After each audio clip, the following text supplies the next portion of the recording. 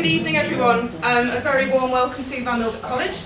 I'm Victoria Brown, Deputy Principal here at Van Mildert. It's lovely to see you here this evening. We're welcoming our own Principal to speak tonight. And before we do that, I'd just like to tell you a little bit about the Dimensions programme here at college.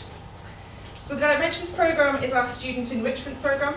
It's based around 3 themes: engage and inspire, find your future, and well-being and community.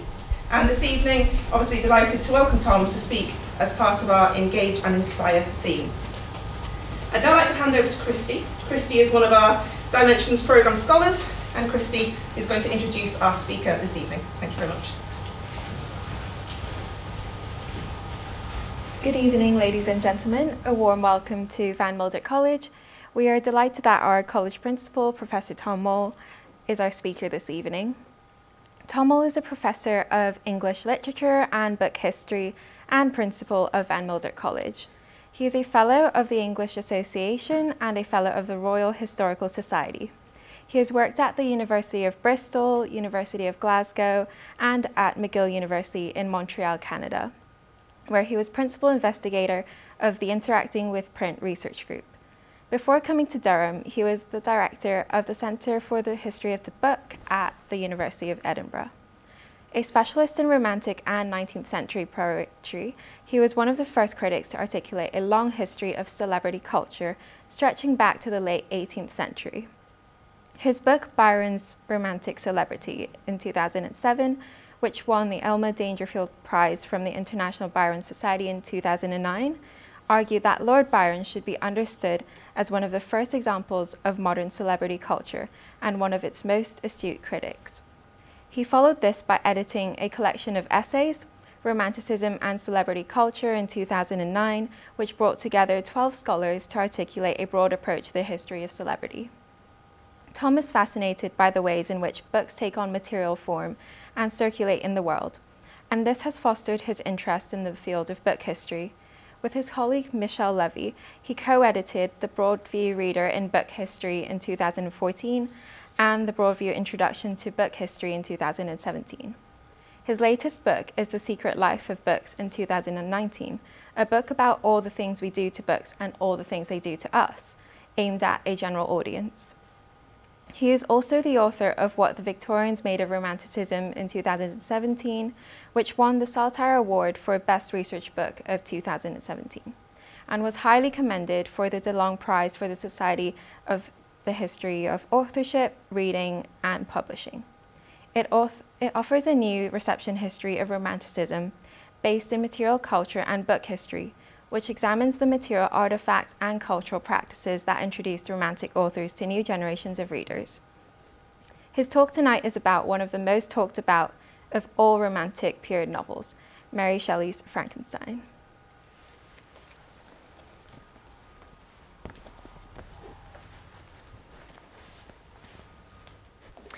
Thanks very much, Christy, for that very kind and generous introduction, and thank you all for coming this evening. It's really nice to see so many of you here, and although I haven't been in Durham that long, it's great to already start to see some familiar faces.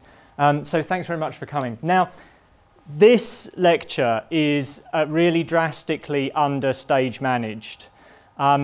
Ideally, the lecture should take place at midnight.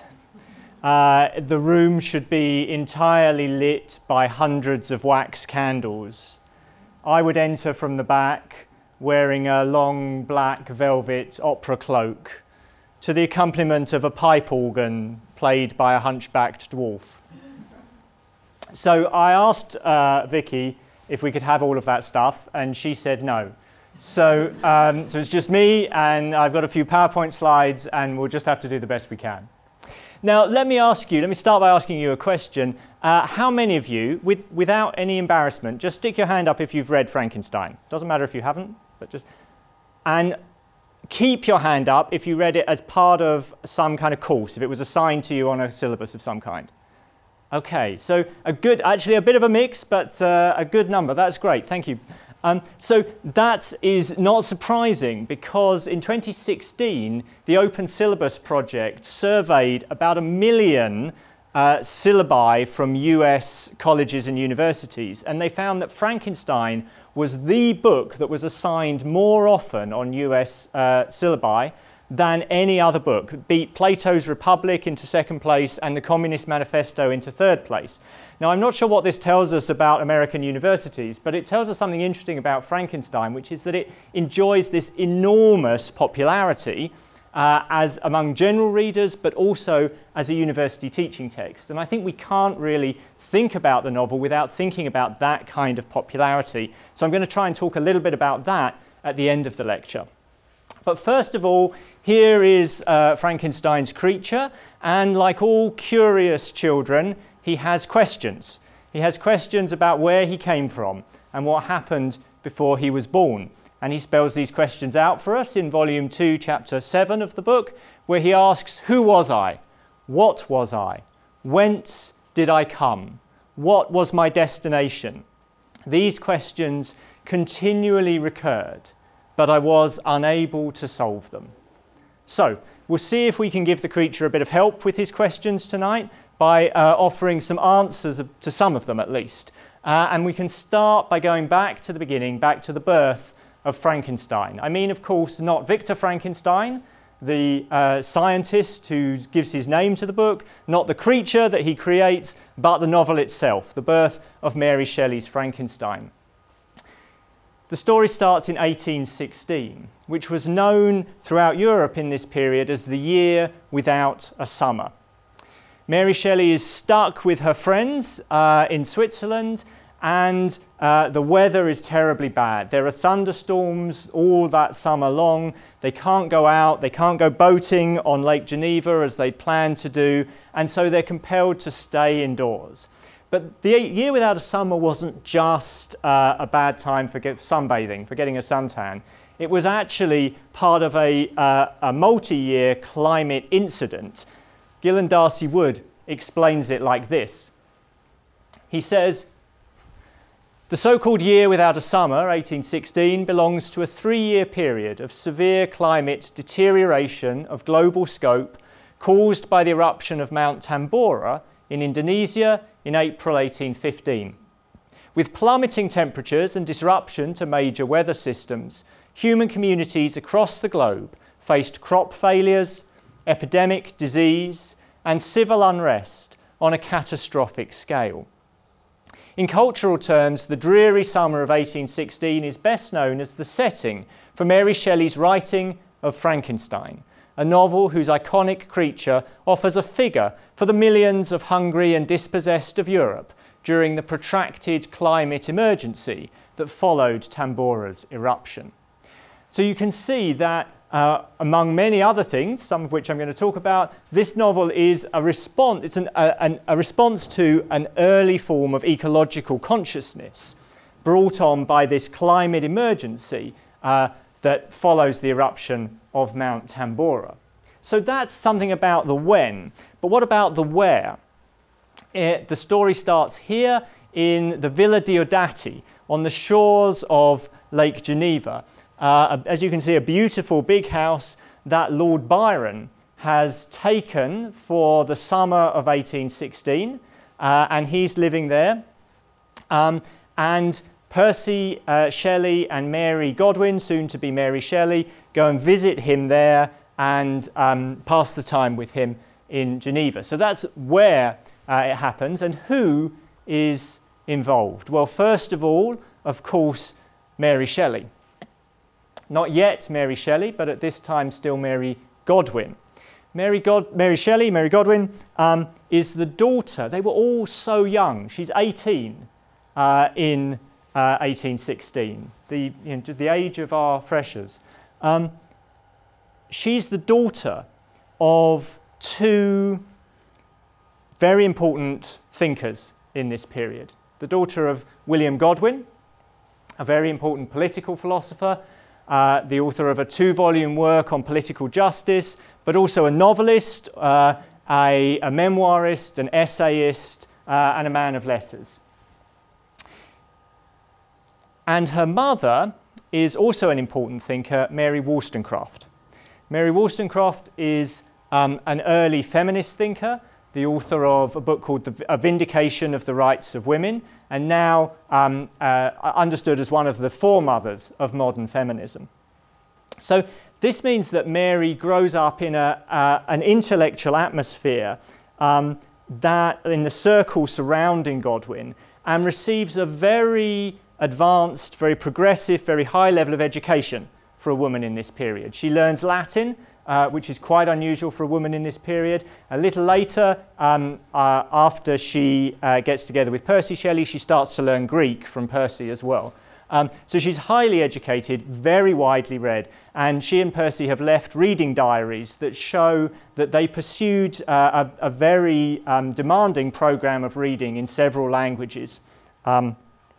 So a highly educated woman, but also somebody who has a tragedy in their background, because Mary Wollstonecraft dies just a few days after giving birth to Mary Godwin. And so Mary Godwin, soon to be Mary Shelley, carries this sense of responsibility for her mother's death with her. Okay, so that's Mary. Percy Bysshe Shelley is also there in the Villa Diodati. He is a brilliant young poet, a radical, an atheist, and he is drawn into the circle of Godwin. He's a disciple of William Godwin, and that's where he meets Godwin's daughter, Mary. He's already a notorious figure at this point. He's been involved in radical politics in Ireland. He's writing radical pamphlets and tracts and distributing them. Percy Shelley had a remarkable approach to distributing radical literature. He knew that if there was going to be a revolution, which is what he very much desired, he thought we have to get that, we have to radicalize the children of the aristocrats and the gentry. And so how are we going to reach them? So Shelley liked to write and print little political pamphlets, and then he went to Dublin, which he thought was where the revolution was going to start, and threw them through the windows of passing carriages so that they would get to the gentry. And he put them into the hoods of passing ladies of quality so that they would later discover them and might read them. So Shelley's already a radical agitator. An activist. He's been sent down from the University of Oxford for writing a pamphlet called The Necessity of Atheism. He's been expelled from university. He's married a woman called Harriet Shelley, who would later commit suicide, and has 2 children with her, but the marriage is on the rocks, and he has left her and turned up at Godwin's door in London. Godwin was at first very happy to have a disciple in Shelley. He recognised Shelley's talents immediately. And he also, I think, Godwin was chronically short of money, so I think he was quite pleased to hear that Shelley came from a very rich family, although his family had disowned him, so Godwin didn't end up getting any money, and into the bargain he then ran off with Godwin's daughter. So the relationship between Godwin and Shelley was a little strained after that, I think it's fair to say.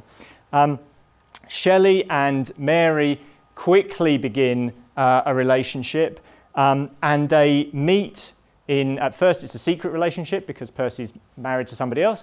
At first they meet in secret at her mother's grave. And so there we go. Rumours that it was on one of these nocturnal trysts at her mother's grave that Mary lost her virginity are nothing but speculation. Also in the Villa Diodati is Claremont, who is Mary's stepsister. So after Mary Wollstonecraft died, William Godwin married again, and he married a woman called Mrs. Claremont, who had been married before and had a daughter from her previous marriage, and that's Claire. Claire is also part of this circle, and she had become, in London in 1815, the lover of Lord Byron, whose house they're all gathered in. Byron is the oldest, aged 28 in 1816, and he is the best-selling, most famous poet in Europe. at this time. His poem Childe Harold's Pilgrimage in 1812 has brought him to vast popularity and celebrity, and so he is by far the best known of all of the people, and by far the best established as a writer. And also there is John Polidori. So Polidori is Byron's personal physician, who Byron has hired to go with him on his travels as his personal physician. So Percy and Mary are lovers, Byron and Claire are lovers. Poor Polidori is sort of the fifth wheel in this group, although we shouldn't feel too sorry for him, because there is some evidence that he found some consolation in Geneva. Geneva was a walled city at this time, and so they closed the gates at 11 o'clock, and David Ellis has done the research and showed that Polidori several times went into the city and never came out again until the following morning. So what he was doing in there we don't know, but there were several nights when he never came home. Okay, so this is the core group of 5 people all together in the Villa Diodati. It's the year without a summer, the weather's terrible, they can't go boating on the lake, they can't go out, so what do they decide to do? They decide to tell each other stories. And they have a ghost story competition. So they say each one of us will tell a story and we'll have a competition. And of those stories, that is the germ of Frankenstein. That's the beginning of Frankenstein. In this ghost story competition.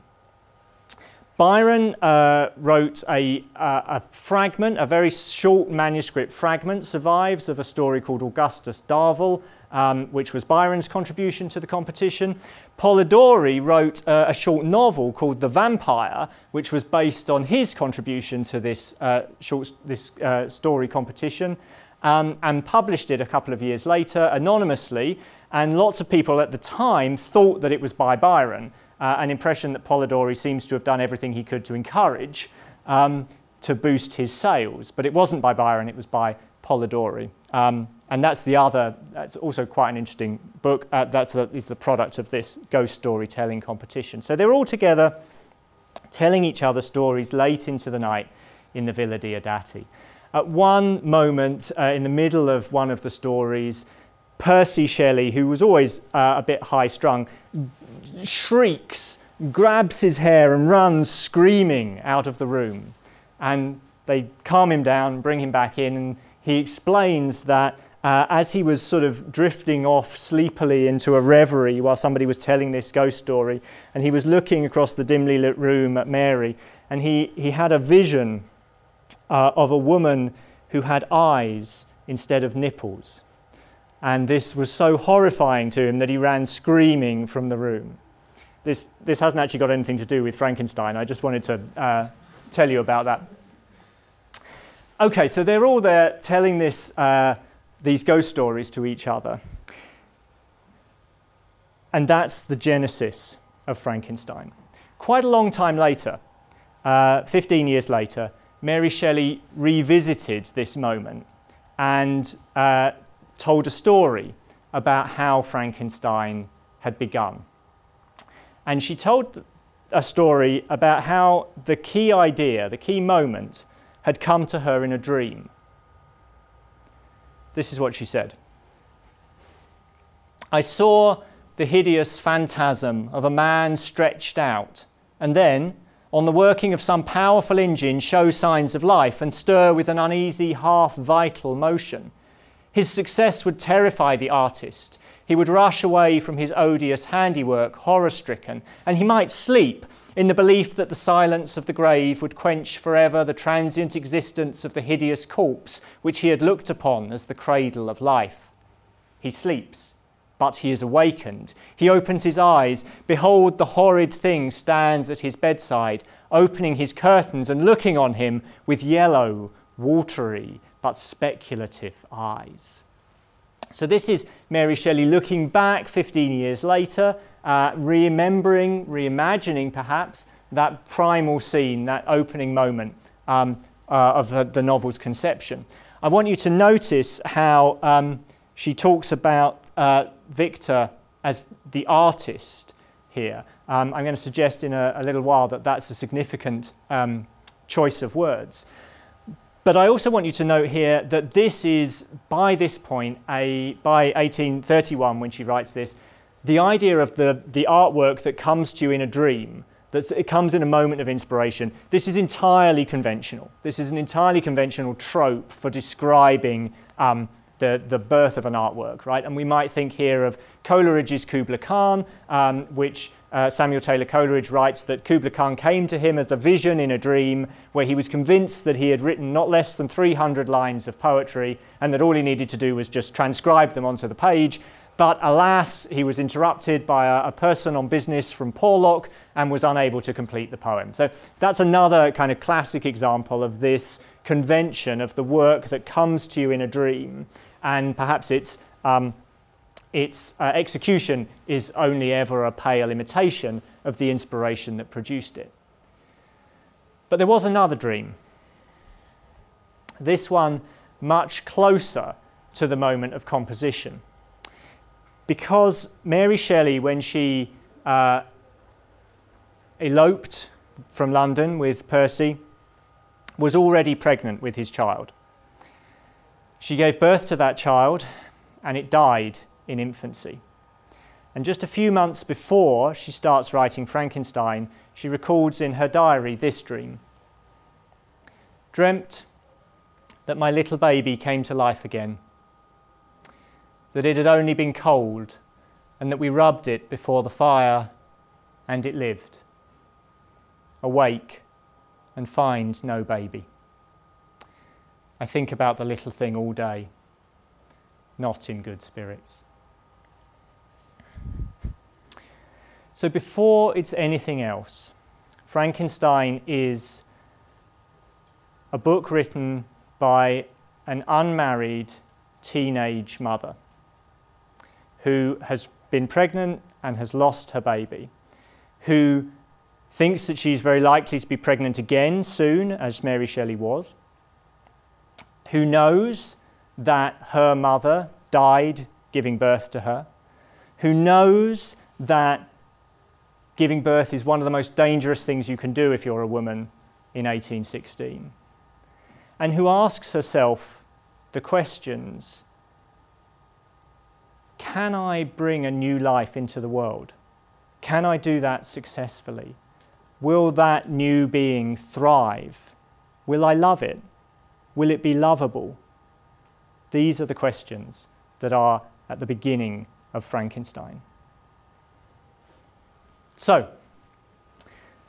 we've had an idea of the who, the what, the where, but let's think about the how. How does Frankenstein get written? And the answer is that Mary Shelley writes a first draft of the novel quite quickly and then goes back and revises it in some detail. And when she revises, she calls on Percy's help. And the two of them work together. And we have the notebooks in which they did this editing and then fair copying. And scholars have looked at these and tried to decipher which contributions come from Mary's hand, which come from Percy's hand. And so you can see on this notebook page that there's the original and then alterations and additions in both Percy's and Mary's hands. We know from these editions as well that Percy and Mary had pet names for one another. Mary Shelley, when she made a mistake, a spelling mistake, Percy wrote in the margin, "Oh, you pretty Pexy." So Pexy was his pet name for her. She called him Elf. The feminist critic Anne Malloy suggests that this is evidence that Percy didn't really take Mary seriously as an intellectual, and that he rather condescended to her and looked down on her work in Frankenstein, even as he tried to help her improve the novel. But the scholar and editor Nora Crook suggests that you can call somebody Pexy and still take them seriously as an intellectual, and I think I agree with that. I think they clearly have a close working relationship here. Charlie Robinson is the scholar who's done a really extraordinary work on these manuscripts, and he's produced an edition of the novel that I really recommend to you, where you can see the the whole of Mary Shelley's earliest draft, and then the whole of the revised text with Percy's editions marked off in a different typeface. So you can see what they've both contributed. And Robinson concludes that Percy was responsible for about 5,000 out of the novel's 72,000 words. So Mary Shelley's clearly the author, but Percy Shelley is a substantial minor collaborator.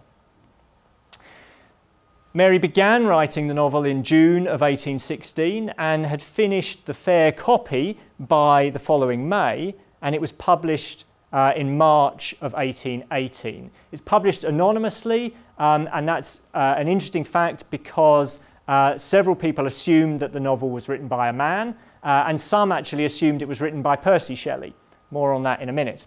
And then she revises it in 1831 when the book is republished as part of Bentley and Coburn's Standard Novels series. And there are interesting things to say about how the work changes between the first version and the revised version. I'm not going to go into that tonight, but that's part of the story of Frankenstein. So that's where it came from, but what does it all mean? How will we begin to interpret Frankenstein? Well, there are books and books written about Frankenstein, and you'll be pleased to know I'm not going to give a whole course of lectures tonight, but I'm just going to give you a handful of ways, 5 ways, that you might approach interpreting Frankenstein.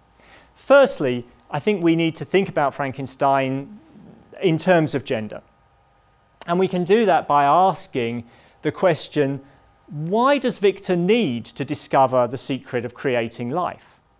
Victor is obsessed by this to the exclusion of everything else. But actually, why? Because, well, it's not really a secret, is it? Or rather, it's the secret that everybody knows. We all know, don't we, how to create a new life? Do you know how to create a new life? I'll give you a clue. You have to have sex. What Victor wants to do is not to create new life. He wants to create a new life without having sex, which we all know is a messy, difficult, embarrassing business, right? Or is that just me? He wants to create a new life without sex and without the contribution of a woman. He wants to do it on his own, right? So Victor's fantasy is a fantasy of usurping the female, of overtaking the female role in reproduction and entirely going it alone as a man. So that's his drive. And we can see that, so he's fantasizing about creating life without a woman's involvement. And this reflects Victor's indifference towards women more generally, and even his fear of women, his fear of sexuality. Look at his relationship with Elizabeth, his stepsister who is destined to be his wife. They're destined for each other when they're still children. He leaves while she is still adolescent. He goes away to Ingolstadt. He then defers their marriage, saying that he would rather spend 2 years traveling before he marries her. And then when the creature he makes his threat or his curse to Victor and says, "I will be with you on your wedding night," Victor somehow cannot imagine that what the creature means is, "I will be with you and your bride on your wedding night." And Victor imagines that only he is being threatened here, when in fact, as we readers of the novel can see perfectly clearly, it's Elizabeth who's being threatened. We know that the creature is killing people that Frankenstein loves, people who are close to Frankenstein, but Frankenstein somehow can't see this. So there's this curious kind of indifference to the woman who he proclaims to love best of all. And he also, this horror of the female, and particularly horror of sexuality, extends to the female creature. Right? Victor describes the horror of producing a female creature, and he tears his half-formed female creature to pieces when he imagines, really much later than you would expect, when he realizes that creating a female creature to go with the male creature means that they're going to have sex with each other, means that they're going to have children. And then a race of creatures may be the result, and that horrifies him so much that he destroys his handiwork. So compare these two quotes. When he's creating the first creature, the male creature, he says, "A new species would bless me as its creator and source."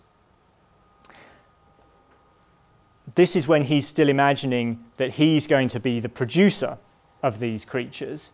But when he imagines that they might reproduce on their own, in the third volume of the novel, he drastically changes his approach. He says the first results of those sympathies for which the demon thirsted would be children, and a race of devils would be propagated upon the earth. Okay, so Victor's desire to usurp the feminine is a first key way I think we can think about this novel. Second, we might think of Frankenstein as offering a critique of science, or to be more precise, a critique of a certain kind of instrumental rationality that emerges in the Enlightenment and crystallizes in the modern scientific method. Victor and his double, Walton, the explorer, are both men of science. And their devotion to science disrupts their social and familial relationships, leaves them out on their own, in solitude, away from others. And in particular, it disrupts their relationships with women. It disrupts Victor's relationship with Elizabeth. It disrupts Walton's relationship with his sister. So in both cases, they're sisters, or stepsisters. Walton's stepsister Margaret, who not coincidentally has the same initials as her creator, Margaret Walton Saville, Mary Wollstonecraft Shelley. So Victor is pursuing a kind of science that is done in solitude, that repels other people, that takes him away from social intercourse, takes him away from his family, takes him away from the context that he's pursuing it in. And this is, I think, part of how science goes wrong in the novel. Victor tells us that as a young man he's fascinated by the works of Cornelius Agrippa and Paracelsus, the old alchemists whose teachings have long been surpassed and exploded by the time which the novel is set. And but science goes wrong because Victor is led by these works, he's led out of the kind of community of science and into this individual pursuit, an obsessive pursuit that takes him away from everyone else, away from his family, away from his teachers, away from Clerval, his friend, and away from the social context that's around him. So when science becomes separated from its social context, it seems to start to go wrong in this novel. And Percy Shelley reflects on, I think, a very similar idea just a couple of years after the publication of Frankenstein in his essay, A Defense of Poetry. And there he says, we want the creative faculty to imagine that which we know. That's a really strange and complex idea, to imagine that which we know. So he says science is running on a pace, scientific developments are taking place every day, but our calculations have outrun conception. We have eaten more than we can digest.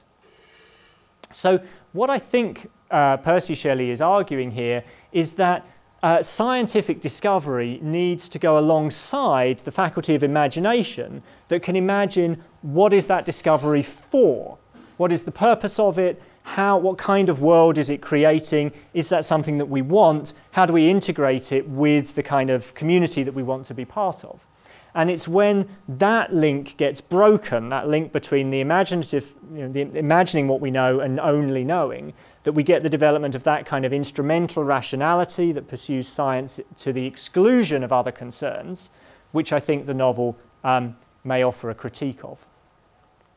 Third thing, we might think of this novel as being concerned with education and identity, the ways in which education forms identity and makes us who we are. And the question of where selfhood comes from, how we become the people that we are. So Victor's education goes badly astray. We've already talked about his fascination for Agrippa and for the alchemists, but he also tells us that this fascination was stoked by his father's dismissal of those writers. And his father says, Victor, don't waste your time on these. This is sad trash. And Victor says, had he been more gentle, had he explained to me that these works had been superseded, I might never have gone astray. It was because of that parental dismissal that actually that kindled Victor's imagination, made him want to think more about those scientists. So Victor's education has gone wrong because it's lacked that kind of compassion that would have directed him in the right channels. And that's part of what causes his identity to go wrong, to become a tragic figure. The creature's education is a different matter altogether. The creature discovers in the de Lacy's hut 3 carefully chosen books in a scene that's completely implausible, and therefore when something in a novel is completely implausible, you should pay special attention to it, because it means that the novelist particularly wanted to get it in there, even at the cost of introducing something implausible. So the creature finds in this remote hut Volney's Ruins of Empires, Milton's Paradise Lost, and Goethe's The Sorrows of Young Werther. And without going into detail, these works provide a sentimental education. They give access to sublime poetry and to sentiment and feeling. And they provide the creature with a much more kind of humanizing education than Victor's scientific obsession. So we can see that maybe is a footnote to the thing about science as well. Another part of this question of identity and how your identity is shaped is in the question of names. Now, I've been calling the creature, creature, and that's what he calls himself. He says repeatedly to Victor, I am your creature. And he claims that Victor has a responsibility towards him as his creator. I am your creature, the thing that you have created. But no one else in the novel calls him a creature. Victor, almost as soon as he comes to life, calls him a wretch, a devil, a demon. And these, it's really important in the novel that the creature doesn't have a name. Because every time someone addresses him or refers to him, every time somebody engages in an act of naming him, they have to make a choice. Do they see him as a neutral creature, something created, a blank slate, perhaps even created good? Or do they see him as a demon, a wretch, a devil, and so on, a monster? So, and every time we, as readers, talk about the creature, or write about him, we have to make a choice as well. There's no neutral way of describing the creature. You have to pick and choose. And that effect of naming is played out in the novel as well. So the creature actually tells us that the way in which people describe him, that is part of what he becomes. So he says, I was benevolent and good. Misery made me a fiend. Make me happy, and I shall again be virtuous. This is a really interesting idea in the novel, I think. The idea that we're not happy because we're virtuous because we're happy. That virtuous behavior, a virtuous individual, is an individual who is loved. And that being loved, being part of a family, being part of a community, having the respect and the affection of others is part of what can make us virtuous people, not the other way around. So again, this is about, the novel contains this meditation on the nature of identity and what it means to be a subject and to be a moral subject. Number 4, race. We can think about this novel as being also about race. Now, you may think, how is that the case? But look at that moment when, just after the creature comes to life, when Victor describes the creature as having yellow skin, lustrous black hair and straight black lips. And a number of critics have argued that in this moment, the creature is described as having a racialized body.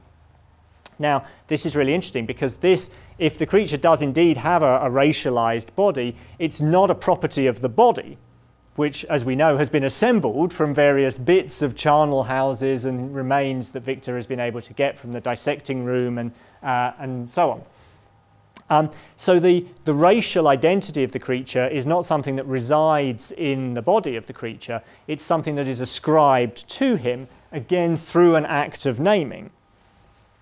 And Victor fears, we've already touched on this, fears a race of creatures taking over. And so that's, again, this is a concern about race. So the fear and hatred of the creature that Victor and others in the novel express can also be understood as the fear and hatred of a racialized other. And against that, we might set the figure of Safi, the Arabian, as the novel describes, so who turns up at the de Lacy's cottage and who is welcomed by the creature and also by Felix, her fiancé, whose name means happy or blessed, and who responds very positively to her. Interestingly, Safi is described as having luxuriant black hair, which might just ring a bell back to the creature's lustrous black hair. They're both racial others, but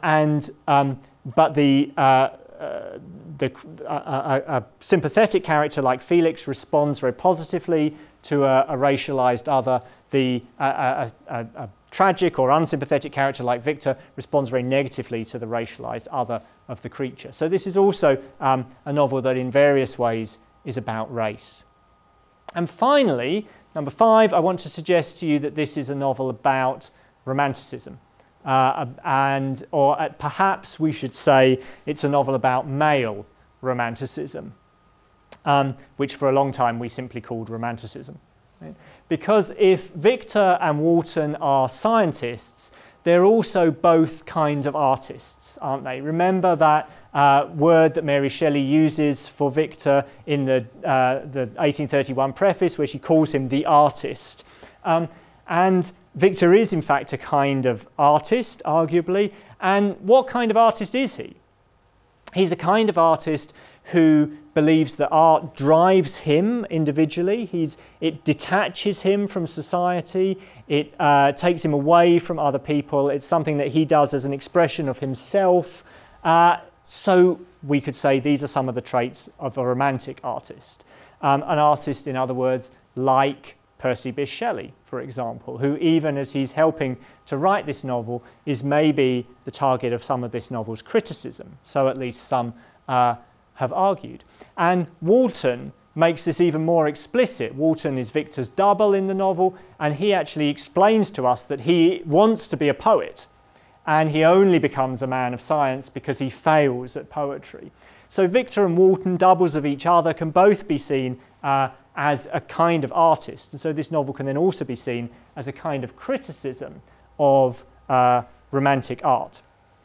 All right, so that was a whistle-stop tour of 5 ways that you might think about Frankenstein, 5 approaches that you might take to the novel. But I said that we can't think about Frankenstein without thinking about the way in which the novel has been read, has been received. Frankenstein is looking very pleased with himself. The creature, I should say, is looking very pleased with himself here because he's everywhere now. And this begins very quickly with adaptations. The first adaptation comes just a few years after, before the second edition of the novel is published. But I want to just dwell for a minute on some of the early readings of the novel, and in particular Walter Scott's review, which appeared in Blackwood's Edinburgh magazine just after the novel came out. Remember, the novel was first published anonymously, and Scott thought that it was probably by Percy Shelley. And he, in his review, he distinguishes between 3 kinds of fiction. The first one is romances. And in romances, anything goes. You can you keep inventing new and wonderful, remarkable, implausible things, and that's the pleasure of reading the romance, is the inventiveness of the author in producing new, magical, supernatural events. That's what romance is all about. On the other hand, number two, you've got realist narratives. And these are narratives where the characters resemble people that you might know in the real world. The stories have to be plausible, as though they unfold in ways that are similar to non-fiction stories, stories that have a truth claim to report the real world. And so you can't have, in a realist narrative, anything supernatural or implausible. Right, so you've got those two kinds, but then Scott says there's a third kind, and this is what Frankenstein is. He says a third kind is a kind of story where you have one supernatural or impossible thing happens, and then everything else happens plausibly. So one extraordinary thing happens, and the rest of the story is given to how people respond to that impossible thing. But the way they respond has to be plausible. And he says this is what Frankenstein is. So he says a more philosophical and refined use of the supernatural in works of fiction is proper to that class of stories in which the laws of nature are represented as altered, not for the purpose of pampering the imagination with wonders. That's what romance does, right? I love that phrase, pampering the imagination with wonders. But in order to show the probable effect which the supposed miracles would produce on those who witness them. In this case, the pleasure ordinarily derived from the marvellous incidents is secondary to that which we extract from observing how mortals like ourselves would be affected.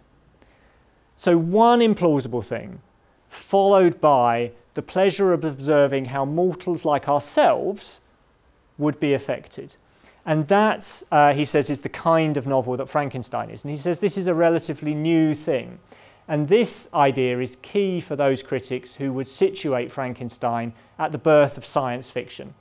Because that is what much science fiction does, isn't it? It imagines one impossible thing or one futuristic thing, one thing that's not, we wouldn't expect to see in our day-to-day lives. And then it imagines what would follow if that were true. Okay, so Frankenstein has had a remarkable afterlife, beginning with the adaptations in the first few years afterwards, and then going on to film and TV, and but not just that, also the way that Frankenstein has entered our cultural discourse. That we can talk about genetically modified crops as Frankenfoods. We can talk about the a little while ago now, the Citizens United decision in America as creating a kind of Frankenstein's monster in a new legal person of the corporation. These, you can say this and everybody knows what you mean, because Frankenstein has become so deeply embedded in our kind of cultural psyche. And I think the reason for this is that Frankenstein has been good to think with. It's that we continually find ourselves in Frankenstein. We continually go back to the novel and find new things in there that reflect our current concerns. We're continually appropriating bits of the novel and forcing it to serve our current concerns in new ways. But at the same time, we're never quite exhausting the meanings of the novel. The novel is always ahead of us in some sense. Like Victor pursuing the creature across the ice, the novel is always somehow just ahead, always somehow just out of our reach. So, summer is coming, the days are getting longer, but here in Durham we can expect some days of rain this summer as well. So if you find yourself stuck indoors on a rainy day this coming summer, what I advise you to do is not to spend your time looking at videos of cats on YouTube, which is probably what you would normally do, but instead to get together with a few friends and tell each other stories. And if you do that, maybe in 200 years' time, an English professor like me will be standing in front of a room like this, talking about the stories that you write. Thanks very much.